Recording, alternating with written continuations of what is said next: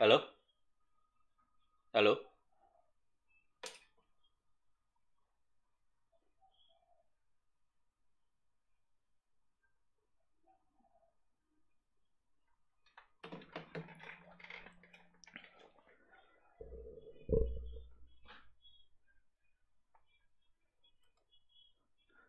Oke, suaranya sudah muncul belum?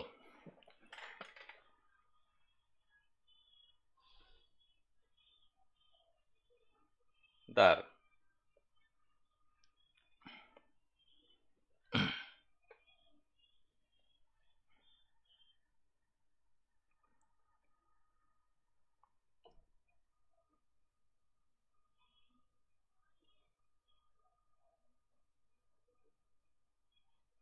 Cek.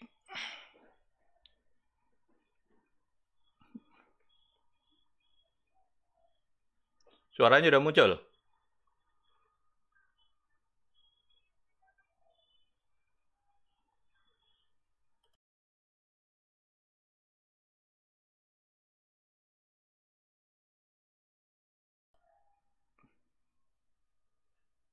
Nah, udah ada suaranya ya?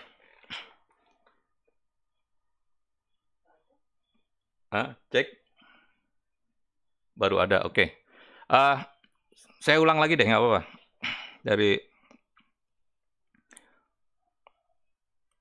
Dari awal.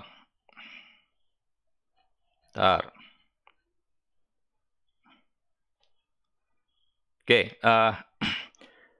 ya kita hari ini akan mempelajari tentang persepsi interpersonal dan intrapersonal. Seperti pada pertemuan keempat tentang pengolahan informasi, persepsi itu merupakan tahap keempat. Dari tahap pertama yaitu sensasi. Kemudian tahap keduanya asosiasi dan interpretasi. Sensasi itu adalah pengalaman elementer yang sifatnya segera dan tidak memerlukan interpretasi, pemahaman tentang konsep atau simbol. Gitu. Umpamanya sensasi kita melihat orang lain, atau sensasi kita mendengar suara dar gitu. Orang kaget aja gitu, nggak perlu interpretasi dulu baru kaget gitu. Nah, sedangkan asosiasi merupakan proses penyamaan makna stimulus yang datang pada sensasi, pada pengalaman masa lalu. Jadi begitu ada suara dar gitu, orang mengasosiasikan itu sebagai apa? Suara ban meletus atau bahkan bom gitu umpamanya. Kalau lagi dalam tempat gelap jalan gitu, tiba-tiba ada bayangan putih berkelebat gitu, kan sensasinya muncul pertama takut atau sebaliknya. Kemudian diasosiasikan putih itu pocong umpamanya gitu. Orang baru menginterpretasikan itu, menafsirkan lari umpamanya gitu kan. Nah, persepsi itu adalah tahapan keempat tentang pengalaman terhadap sebuah objek atau peristiwa yang dihubungkan dengan menyimpulkan informasi yang kita punya tentang objek tersebut. Nah, itu persepsi. Nah, hari ini kita akan melihat bagaimana persepsi dalam konteks interpersonal dan intrapersonal. Intrapersonal itu kan subjektif dalam diri kita gitu. Komunikasi interpersonal, komunikasi dua orang. Komunikasi intrapersonal adalah komunikasi tunggal, merenung dan sebagainya. Nah, itulah tentang persepsi objek dan interpersonal. Objek ini sifatnya intrapersonal. Oke, ada 4 perbedaan pokok. Yang pertama adalah pada persepsi objek atau intrapersonal, stimulus datang ke indera kita melalui benda-benda fisik. Suara, gelombang, cahaya, temperatur namanya gitu. Nah, itu stimulus yang datang ke kita. Temperaturnya dingin atau panas gitu. Nah, kemudian ada persepsi interpersonal. Jadi stimulus yang mungkin sampai ke kita melalui lambang verbal, lambang verbal itu teks, komunikasi saya bicara kepada kalian gitu, atau grafis yang disampaikan oleh pihak ketiga. Jadi ya kalau kita lagi berdialog berdua gitu kan, nah itu bisa timbul persepsi interpersonal. Oke, saya contohkan pada dua gambar berikut ini, yang sebelah kiri adalah Raisa, gitu, penyanyi kita. Sebelah kanan adalah tumpukan buku. Oke. Nah, bila kita mempelajari sebuah objek, kita hanya menanggapi sifat objek tersebut. Umpamanya pada gambar buku tadi, kita memerhatikan buku, tapi tidak mempersoalkan bagaimana perasaan dia ketika diamati, karena buku benda mati gitu.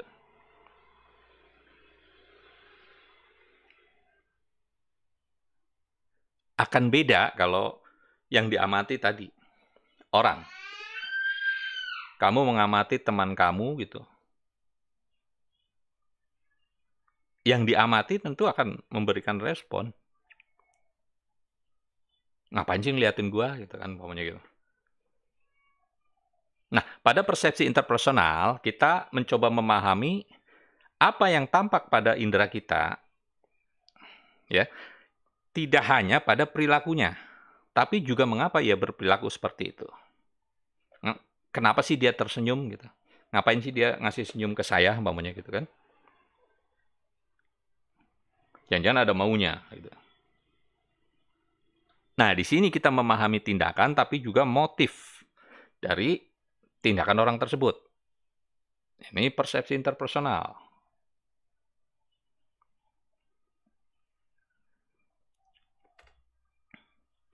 Nah, pada perbedaan ketiga, ketika kita mempersepsi objek, objek tidak bereaksi kepada kita. Jadi nggak ada reaksi emosional kita kepada dia gitu. Tadi buku ya begitu aja, tapi akan beda kalau yang dilihat adalah orang gitu. Apalagi lawan jenis atau sesama jenis. Kalau laki-laki dan laki-laki saling pandang gitu kan, bisa lain ujungnya. Dalam persepsi interpersonal, faktor personal kita nih dan karakteristik lawan bicara kita, orang yang ditanggapi tadi, termasuk juga hubungan kita dengan dia akan sangat menentukan bagaimana persepsi interpersonal itu dipahami. Situasi tersebut sangat cenderung untuk membuat keliru ketika umpamanya ya karakteristik orang dan hubungan kita dengan orang tersebut tidak dekat, umpamanya gitu kan. Ya tadi kita baru kenal gitu, tapi kita ngeliatin orang tersebut tanpa berkedip gitu. Marahlah orang tersebut kalau dia laki-laki, bisa berantem kan gitu. Padahal jangan-jangan kita memang senang sama dia gitu. Senang dalam pengertian ya orang ini menarik gitu. Ya secara gestural, secara omongan gitu, intelek dan sebagainya. Tapi kan orang dia nggak kenal kita, karakteristiknya beda, orangnya mudah panasan gitu.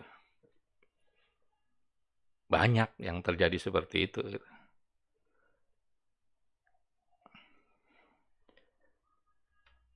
Oke, kemudian yang keempat adalah objek relatif tetap, manusia berubah-ubah.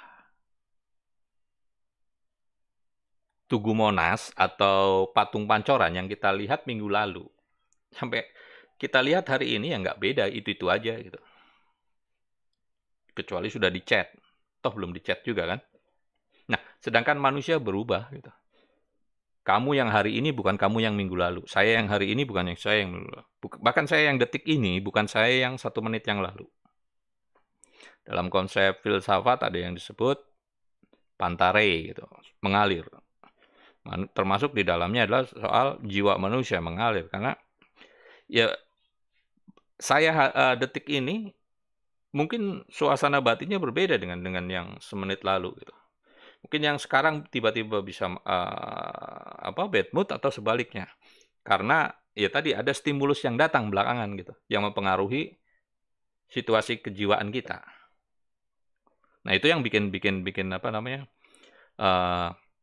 persepsi interpersonal itu tidak mudah. Ini yang membuat ya sering salah persepsi, yang disebut salah persepsi gitu. Kita menduga karakteristik orang lain dari petunjuk eksternal atau external cue yang bisa diamati tentu saja gitu. Petunjuk itu bisa deskripsi verbal. Deskripsi verbal itu tadi yang saya sebut sebagai teks, gitu, ucapan, tulisan dan sebagainya, atau gambar, atau petunjuk prosemik. Petunjuk prosemik ini petunjuk tentang jarak. Jarak duduk kamu dengan teman kamu di sampingnya akan bisa menimbulkan persepsi bagi orang yang melihatnya. Hati-hati. Petunjuk kinetik gestur juga begitu. Cara duduk laki-laki gitu, tiba-tiba siapa di sini? Cara duduknya pokoknya kakinya diangkat gitu.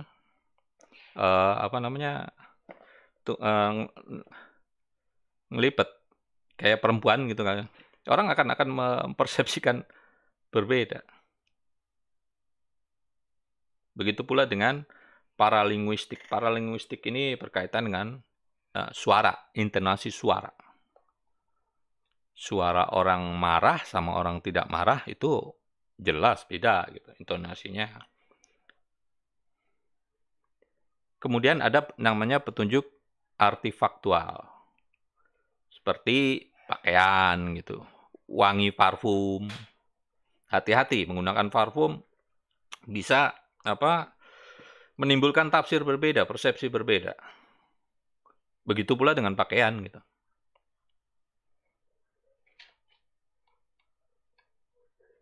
Orang perempuan pakaian mini hari ini, orang tanggapannya berbeda gitu. Beda dengan era saya gitu, ketika SMP, SMA itu anak-anak anak sekolah itu ya pakaiannya mini, dia di atas lutut. Termasuk yang laki-laki ininya celana pendeknya gitu. Tapi kalau sekarang kan beda. Persepsinya lain, hati-hati. Begitu pula dengan parfum gitu. Ntar ada muncul kalimat quote and quote gitu, nih pakaiannya mengundang katanya gitu kan. Padahal urusan pakaian gitu bisa menimbulkan persepsi berbeda. Nah, semua itu disebut faktor situasional yang mempengaruhi orang dalam melakukan persepsi. Kita lihat yang pertama tentang deskripsi verbal. Ini ada eksperimen dari Solomon Asch tentang bagaimana rangkaian kata sifat menentukan persepsi orang.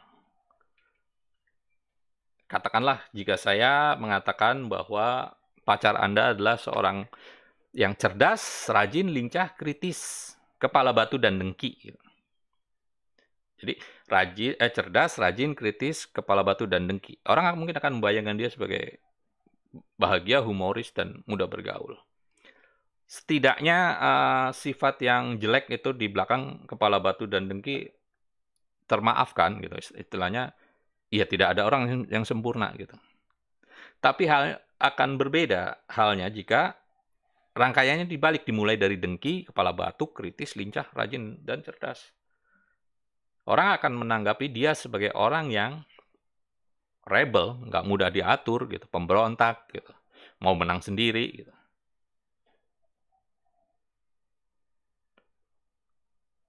Orangnya nggak mau diatur, meskipun sebenarnya dia rajin gitu, sebenarnya dia cerdas gitu. Akan kebalik dengan ya dia orangnya cerdas, ya cuman sedikit kepala batu gitu. Ininya berbeda tanggapannya, persepsinya. Oke, kalau kita lihat pada slide, ada daftar stimuli A dan sebelah kanan itu stimuli B, bukan A. Ini percobaan yang dilakukan oleh Solomon, masih Solomon tadi. Oke, daftar kata-katanya adalah yang A adalah cerdas, terampil, rajin. Yang keempat hangat, yang kelima teguh, yang keenam praktis, dan yang terakhir waspada. Itu stimuli A. Stimuli B, cerdas, terampil, rajin. Pada kata yang keempat, dingin. Kelima teguh, praktis, dan waspada. Secara umum semuanya sama. Cuman pada kata keempatnya yang beda. Di stimuli A, kata keempatnya hangat. Pada stimuli B, kata keempatnya dingin. Nah, ini yang Solomon bilang sebagai primary effect. Gitu. Bagaimana kata-kata tersebut kemudian memberikan tanggapan yang berbeda. Tanggapan pada A terbilang positif. Orang yang memiliki sifat itu dianggap purah hati, bahagia, dan berkelakuan baik. Tapi tanggapan pada B, tadi yang hangat diubah jadi dingin gitu. Orang akan mempunyai anggapan bahwa dia pelit, tidak bahagia, dan ya kurang populer, kurang dapat bergaul dengan baik. Nah, kesimpulan dari itu adalah bahwa kita jarang melukiskan orang dengan menyebutkan rangkaian kata sifat, tapi biasanya dimulai dari central trait. Jadi sifat yang utamanya dulu, baru menjelaskan sifat-sifat itu secara terinci. Baru melanjutkan pada sifat-sifat yang lainnya. Itu kata Sphere dalam bukunya.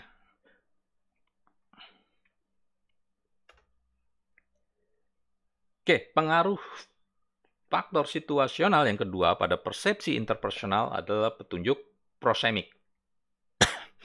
Saya sudah menyebutkan tadi, petunjuk prosemik adalah berkaitan tentang jarak. Jadi ini studi tentang penggunaan jarak dalam penyampaian pesan.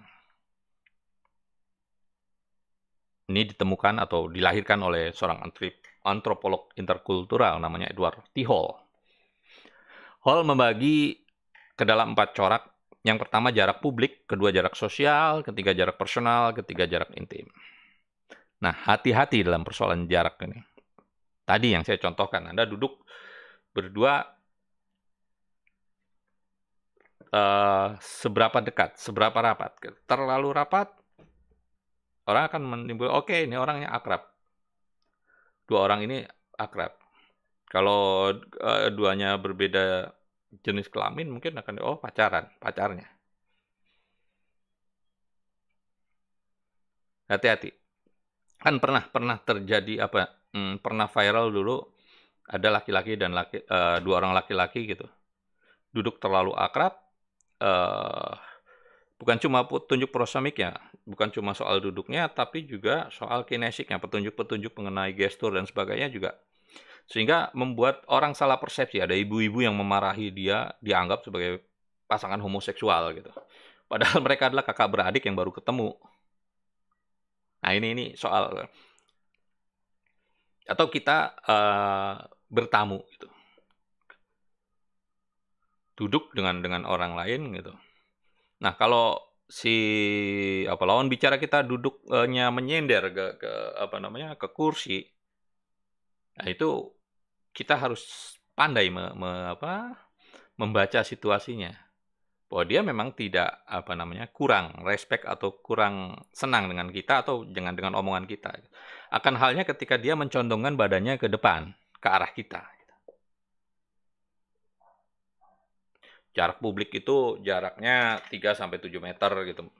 Ya umpamanya orang pidato, press conference gitu. Kalau jarak sosial ya seperti kita ngobrol dengan orang gitu. Jaraknya ya 0,5 meter sampai 1 meter gitu. Jarak personal lebih dekat lagi. Jarak akrab atau intim ya lebih dekat lagi gitu. Hitungannya cuma beberapa senti.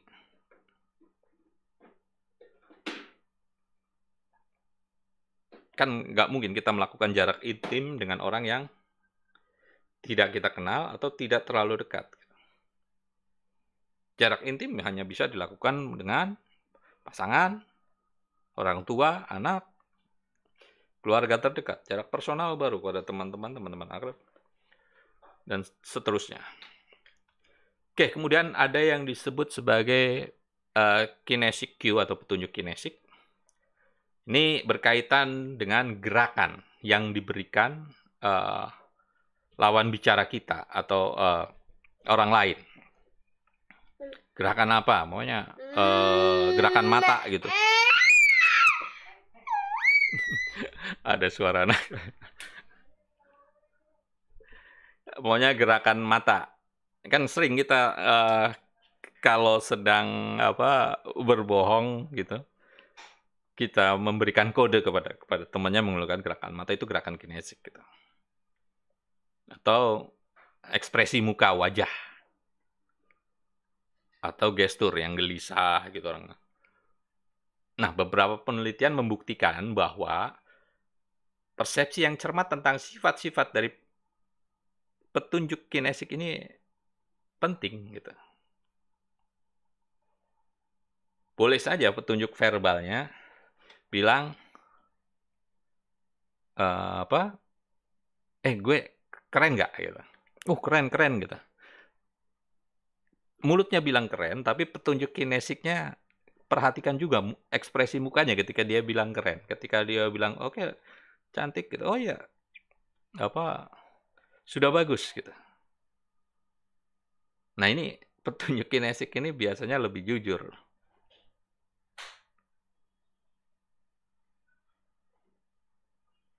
Orang lebih suka lebih mempercayai pada petunjuk kinesik.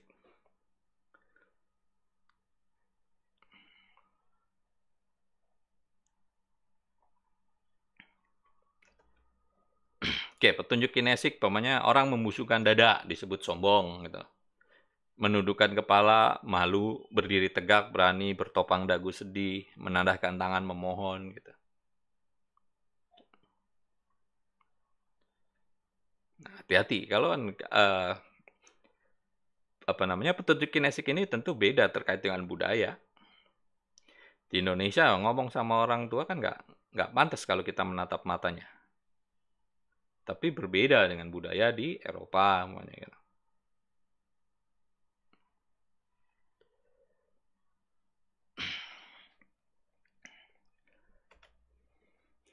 Oke, petunjuk kinesik juga termasuk pada gestur wajah gitu. Air muka, senyum ditanggapi sebagai ungkapan bahagia, melotot sebagai ungkapan marah gitu. Nah, ini senyum ini ujung bibirnya ke atas atau ke bawah, berapa senti ke atas itu maknanya sudah berbeda-beda gitu. Coba kamu kalau ada kesempatan beli buku namanya Kitab Bahasa Tubuh. Nah, kan bisa lebih cermat dalam memahami respon dari komunikasi dari lawan gitu.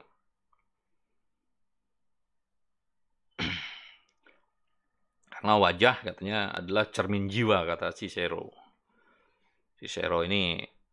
Cicero penasehat politiknya The Great Alexander. Oke, kemudian kita masuk pada petunjuk paralinguistik.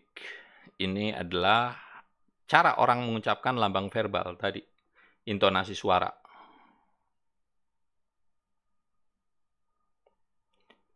Boleh nggak pinjam mobilnya?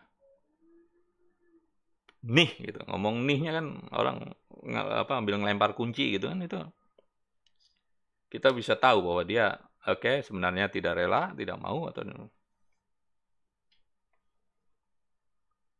Jadi jika petunjuk verbal menunjukkan apa yang diucapkan, petunjuk paralinguistik mencerminkan bagaimana mengucapkannya. Ini terkait dengan tadi yang saya bilang, intonasi, nada tinggi rendahnya, tempo bicaranya, dialek termasuk gitu kan.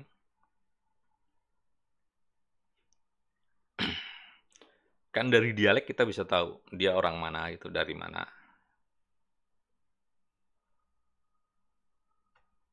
Oke, kemudian ada petunjuk artifaktual. Ini meliputi penampilan, appearance, baju yang dipakai, kosmetik gitu. Warna lipstik, ada ya bisa menimbulkan persepsi berbeda, badge, pangkat dan sebagainya. Wangi parfum. Parfum wangi kasturi gitu pada laki-laki pada biasanya digunakan pada saat sholat Jumat gitu kan.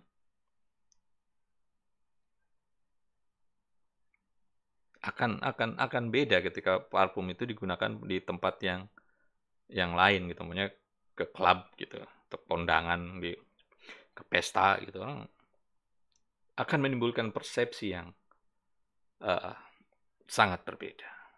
Jadi hati-hati dengan pemilihan pakaian, warna pakaian, ya parfum, pulasan lipstik gitu.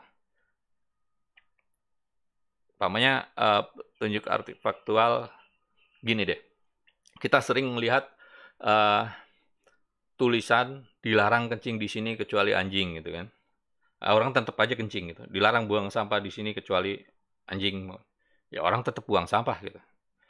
Sampai kemudian orang mengganti tulisannya pakai doa. Ya Allah, semoga yang buang sampah di sini segera dicabut nyawanya gitu. Saya pernah nemukan itu. Saya nggak tahu itu efektivitasnya ada apa enggak gitu.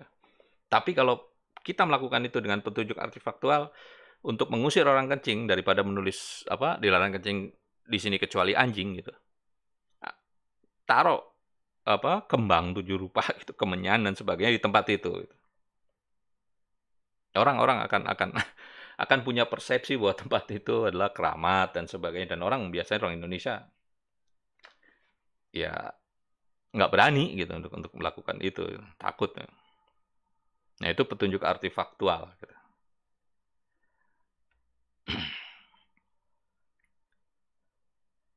Nah, kemudian faktor personalnya. Kalau tadi faktor situasional, sekarang kita masuk pada faktor personal. Yang pertama adalah pengalaman. Pengalaman sangat mempengaruhi kecermatan kita dalam memberikan persepsi.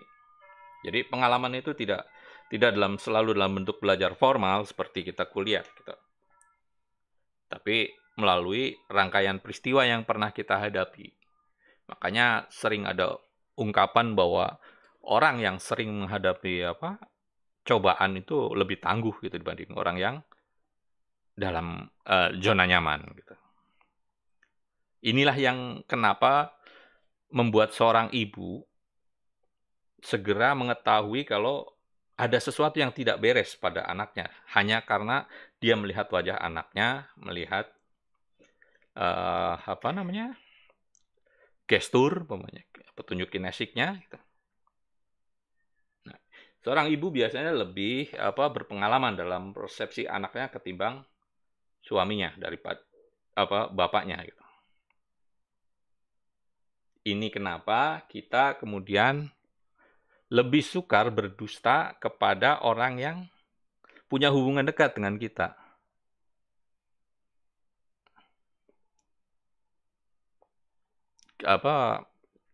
Teman kita tiba-tiba mukanya beda gitu, kita udah langsung berasa gitu, tek gitu. Ini pasti ada apa-apanya, ada yang salahkah dari ucapan saya, ada yang salah. Kalau hubungannya jauh renggang ya nggak akan terlalu terasa gitu. Perbedaan yang sedang dihadapi oleh lawan bicara gitu. Nah, ini terkait pengalaman gitu ibu dan anak namanya. Kemudian kita masuk pada motivasi. Motivasi personal ya. Jadi proses konstruksi yang banyak mewarnai persepsi interpersonal juga sangat melibatkan unsur motivasi. Meliputi ya motivasi biologis, punishment and reward gitu. Karakteristik pribadi, perasaan terancam karena personal stimuli dan sebagainya. Ini paling sering terjadi di era kita hari ini gitu. Kita sebenarnya sudah punya motivasi, sudah punya pendapat tentang sebuah objek. Kemudian ketika ada pendapat yang berbeda dengan pendapat kita sebelumnya, kita langsung menyangkalnya. Kita akan lebih nyaman dengan pendapat yang sejenis, yang lebih yang menyerupai dengan pendapat kita, sehingga kita merasa teryakinkan dengan kebenaran kita. Nah, itu sifatnya afirmatif gitu. Orang lebih cenderung bersifat afirmatif ketimbang klarifikatif. Jadi inilah yang saya sering sebut bahwa rasio atau nalar sering menipu tuh di sini gitu. Sebenarnya kita sudah punya pendapat gitu. Kemudian kita mencari pendapat yang sesuai dengan kita untuk meyakinkan bahwa kita benar gitu. Kita tidak akan mendengar pendapat orang lain yang berbeda. Padahal kan layaknya adalah kita mendengar pendapat orang lain untuk mencari kesesuaian pada objek kebenaran gitu. Oke, berikutnya adalah kita bicara tentang kepribadian sebagai faktor personal pada persepsi interpersonal. Dalam psikoanalisis sering dikenal dengan istilah proyeksi. Ini sebagai salah satu cara mempertahankan ego. Yaitu tadi, sebenarnya proses afirmatif tadi.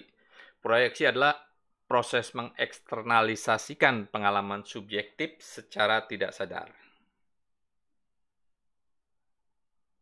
Maling teriak maling itu contoh tipikal dari proyeksi.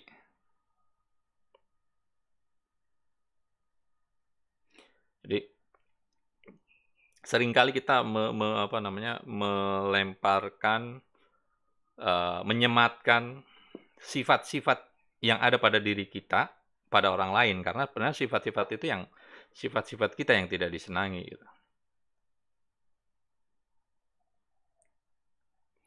Jadi kita sebenarnya tadi setiap orang punya pengalaman subjektif, kemudian kita eksternalisasikan, kita keluarkan secara tidak sadar gitu.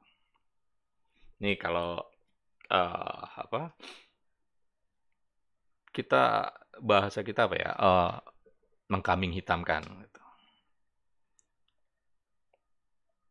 Ini sifat-sifat manusia gitu, sesuatu yang umum terjadi pada kepribadian.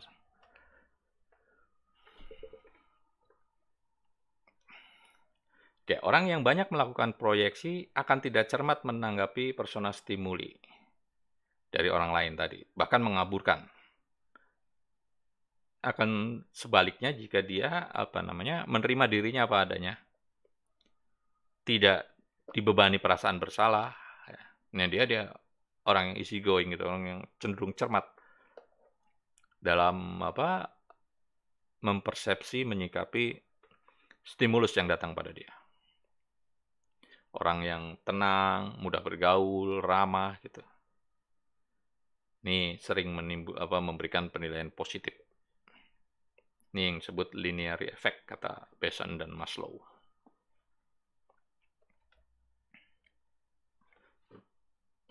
Oke, selanjutnya bila petunjuk-petunjuk verbal dan non-verbal membantu kita melakukan persepsi secara cermat. Nah, beberapa faktor personal justru sebaliknya mempersulit. Balik tadi, karena manusia itu bukan benda mati. Manusia secara sadar berusaha menampilkan dirinya kepada orang lain sebaik mungkin. Ini yang membuat tadi kita salah dalam mempersepsikan stimuli yang datang pada kita. Ini menurut Erving Goffman disebut sebagai self-presentation. Jadi faktor personal acap kali tadi menyulitkan.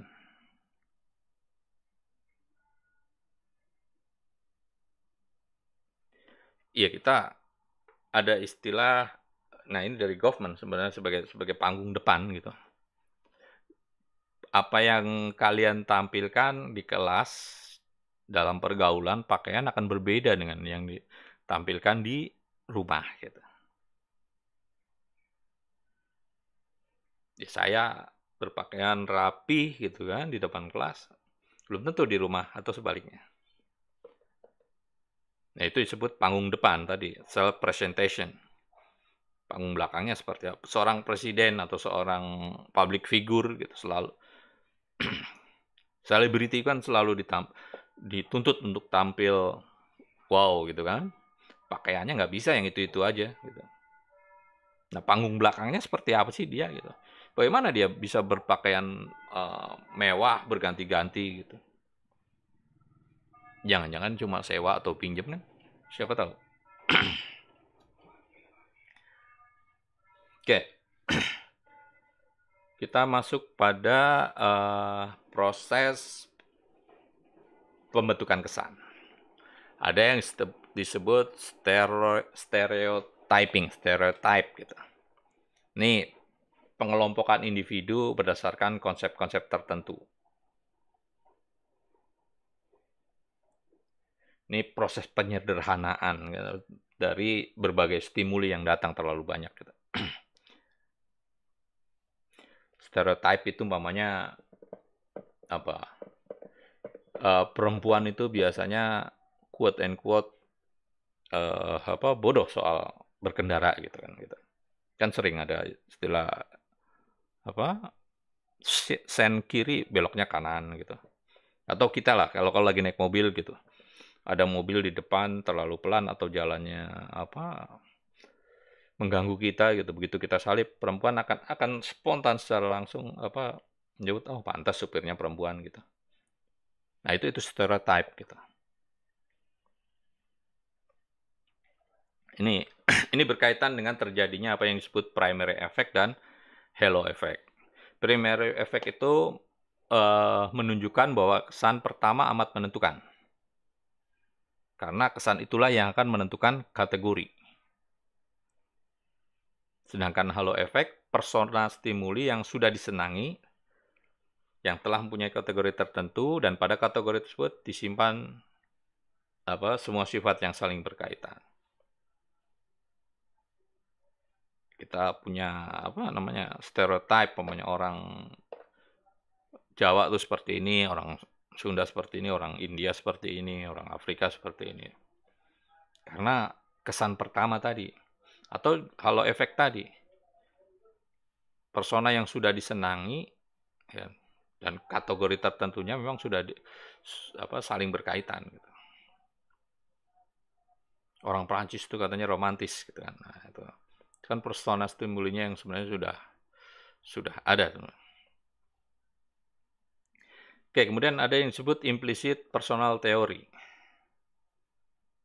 Ini memberikan satu kategori terhadap pengalaman yang diterima untuk membuat sebuah konsep. Setiap orang mempunyai konsepsi tersendiri tentang sifat-sifat apa yang berkaitan dengan sifat-sifat apa. Konsep ini merupakan teori yang dipergunakan orang ketika membentuk kesan orang lain. Teori ini tidak pernah dinyatakan karena disebut implicit personality theory.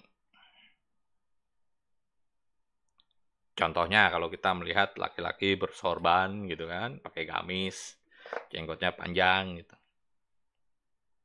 Kan kesannya oke, dia seorang yang agamis, alim dan sebagainya. Atau sebaliknya. Orang yang sama kemudian didandanin pakai pakaian celana robek-robek gitu. Pakaian dibikin tato temporary gitu. Kita akan melihatnya beda gitu kan. Kayak contoh yang waktu lalu Nikita Mirzani saya tampilkan, dia dengan pakaian seperti biasanya, dengan yang satu lagi dengan menggunakan jilbab gitu. Ya kebetulan kita secara umum mengetahui siapa dia dalam panggung depan ya televisi gitu. Kalau orang itu orang yang baru kita kenal gitu, kita akan melihatnya persepsinya jadi berbeda. Kemudian ada yang disebut atribusi. Atribusi menurut Robert Barron dan Don Byrne adalah proses menyimpulkan motif, maksud, dan karakteristik orang lain dengan melihat pada perilakunya yang tampak. Jadi orangnya suaranya keras gitu, dianggapnya orang yang pemarah gitu. Atau mohon maaf, orang Batak itu kan suaranya keras-keras gitu, dianggapnya perilakunya kasar dan sebagainya, padahal kan belum tentu seperti itu. Nah, ini atribusi dikelompokkan menjadi dua macam, yaitu atribusi kausalitas dan atribusi kejujuran. Oke, dalam mengamati sebuah perilaku sosial, atribusi kausalitas akan menentukan pertama kali apa yang menyebabkannya. Apakah faktor situasional atau faktor personal yang dalam teori atribusi disebut kausalitas eksternal atau kausalitas internal.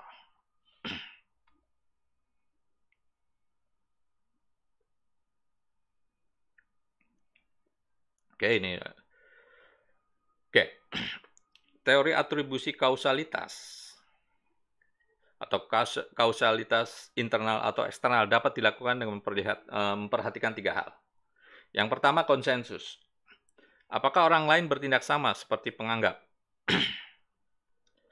Kalau ada orang pakai gamis, pakai sorban, jenggotan, gitu, kemudian dianggap dia seorang yang agamis. Kalau ada perempuan pakai rok mini, make up-nya tebal, gitu kan, apakah dianggap sebagai perempuan tidak baik? Nah, itu kan tergantung konsensus masyarakat.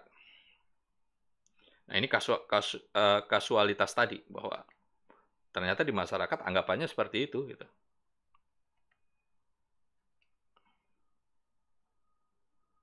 Kemudian konsistensi, apakah penganggap bertindak sama dengan pada situasi yang lain?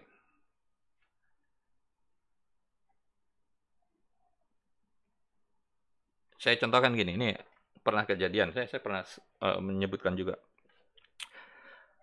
Saya lupa tahunnya. Ada peristiwa ancaman bom di Mall Summarecon. Oke. Orang yang melakukan ancaman bom disebut teroris. Nah, pada kasus Summarecon ini beda. Kenapa dia nggak disebut teroris gitu? Padahal dia sudah menteror.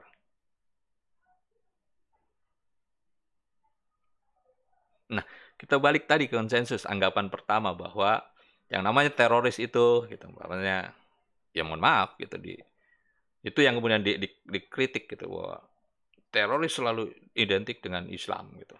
Padahal kan enggak seperti itu. Nah, ini yang tidak konsisten, bahwa ternyata kok orang yang sama melakukan ancaman yang sama gitu, tapi tidak dianggap teroris. Ancaman ancaman hukumannya menggunakan pasal-pasal bukan pasal terorisme gitu, tapi pasal kejahatan pemerasan. Nah, ini soal konsistensi. Jadi harusnya konsisten gitu. Sama, kita juga harus konsisten gitu ketika menganggap bahwa perempuan yang pakai mohon maaf, pakai rok mini dan sebagainya dianggap tidak baik, jangan karena yang pakai adalah teman kita, sahabat kita, kemudian persepsinya terbalik, berubah gitu. Nah, ini tidak konsisten. Ini enggak masuk dalam atribusi kausalitas. Yang ketiga atau yang C adalah kekhasan. Apakah orang itu bertindak yang sama pada situasi lain atau hanya pada situasi itu saja? Dewi, umpamanya, kita sebut saja Dewi gitu. Bosan kalau kita sebut saja Mawar. Mengenakan pakai jilbab lah katakanlah. Apakah dia menggunakan pada situasi itu saja karena saat itu bulan Ramadan atau saat itu sedang ada pengajian di komplek rumahnya, atau pada situasi yang lain? Nah, apabila ketiga hal tersebut nilainya tinggi, maka orang akan melakukan atribusi kausalitas eksternal. Demikian sebaliknya. Oke, sedangkan atribusi kejujuran menurut Robin Baron dan Don Byrne dilakukan dengan memperhatikan dua hal. Yang pertama, sejauh mana pernyataan seseorang menyimpang dari pendapat yang populer atau diterima orang lain. Yang kedua, sejauh mana seorang itu mendapatkan keuntungan dari orang lain dengan pernyataan tersebut.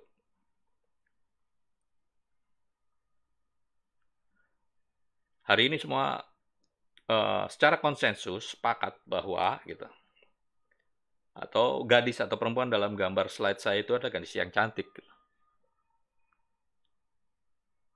Bahwa cantik adalah berkulit putih, berhidung mancung, rambut namanya apa? Tergerai panjang gitu. Itu kan konsensus yang dikonstruk oleh film, oleh Hollywood gitu. Ya, tapi kita menerima itu sebagai sebuah definisi kecantikan. Nah, tiba-tiba ketika ada orang yang berpendapat berbeda gitu. Nah, sejauh mana pendapat itu menyimpang gitu. Dan sejauh mana orang itu mendapat keuntungan dari pernyataan tersebut atau sebaliknya. Oke, jadi di sini besaran jarak antara pendapat mengenai persona stimuli dengan pendapat umum, maka makin percaya seseorang bahwa orang lain tersebut jujur. Demikian juga seorang akan kurang mempercayai kejujuran orang lain yang mengeluarkan pernyataan yang lebih menguntungkan dirinya. Enggak kok, lu cantik gitu.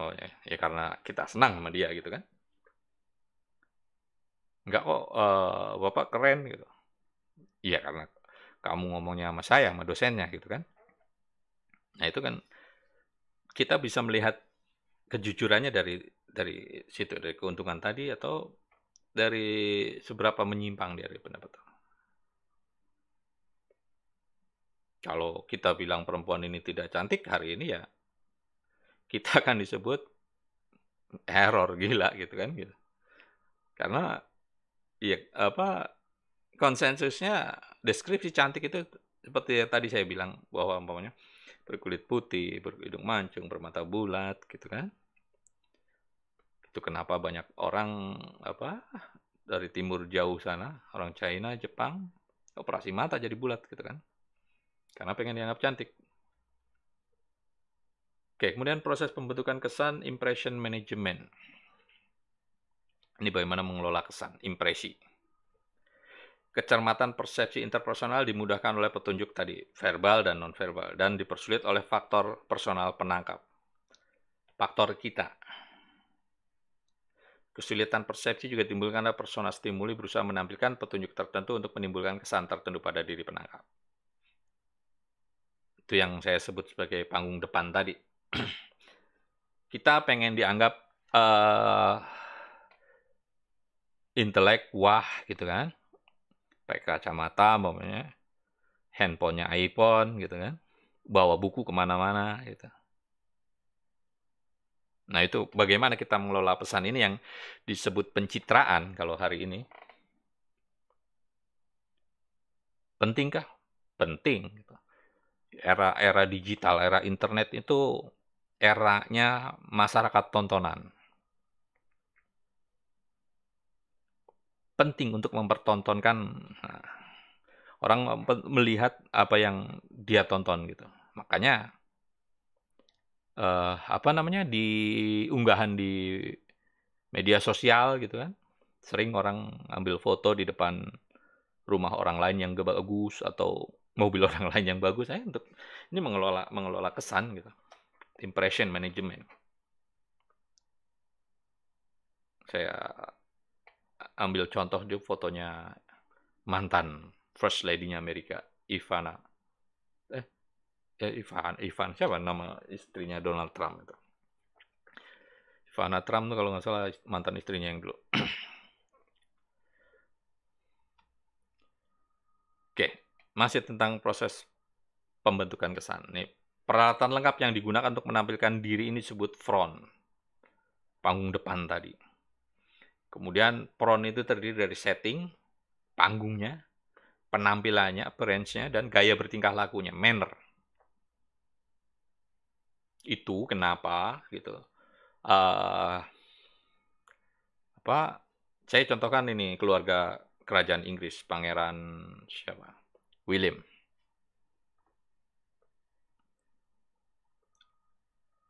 ya dia nggak bisa berperilaku seadanya seperti yang dia inginkan karena dia anggota keluarga kerajaan, karena dia adalah putra mahkota. Maka yang harus ditampilkan di panggung depan adalah ya cara penampilan dia gitu, cara bertutur, bertingkah laku. Gitu. Ini model-model seperti ini biasanya ada di kelas-kelas aristokrat gitu. Cara kita bicara, cara kita berjalan, duduk dan sebagainya gitu. Kan kalau dalam bahasa daerah itu kan kelas bahasa itu untuk bicara sama anak-anak sama orang tua kan beda. Untuk menyebut sebuah objek yang sama gitu kan gitu. Kalau orang Jawa umpamanya kamu itu kan sampean. Tapi kan kalau untuk orang yang dihormati panjenengan gitu kan, padahal itunya sama gitu. Yang dimaksud ya Anda gitu kan. Antum kata orang Arab. You kata orang Inggris. Nah, bagaimana dengan pengaruh persepsi interpersonal pada komunikasi interpersonal pada komunikasinya? Nah, ini perilaku kita dalam komunikasi interpersonal sangat bergantung pada persepsi interpersonal. Ya, kalau kita sudah punya persepsi negatif pada lawan bicara kita kan komunikasinya akan lain gitu. Kita nggak akan terbuka maunya gitu. Pokoknya Anda punya dosen baru, kemudian dikasih tahu bahwa dosen itu galak atau tidak senang dikritik, ya maka kalian akan berhati-hati dalam mengajukan pertanyaan, umpamanya gitu. Nah itu kan tadi bahwa komunikasi interpersonalnya jadi bergantung pada persepsi interpersonalnya tentang orang yang galak dan tidak senang dikritik gitu.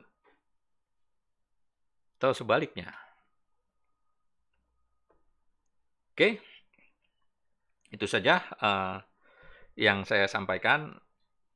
Sebenarnya masih lumayan banyak, tapi mungkin kita bagi 2 sesi kalau nanti kita lakukan lagi di sebelum pertemuan besok. Nah, kita janjian aja. Terima kasih. Jangan lupa subscribe bagi yang belum, like dan share.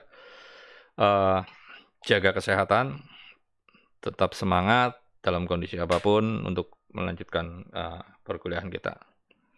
Sampai jumpa.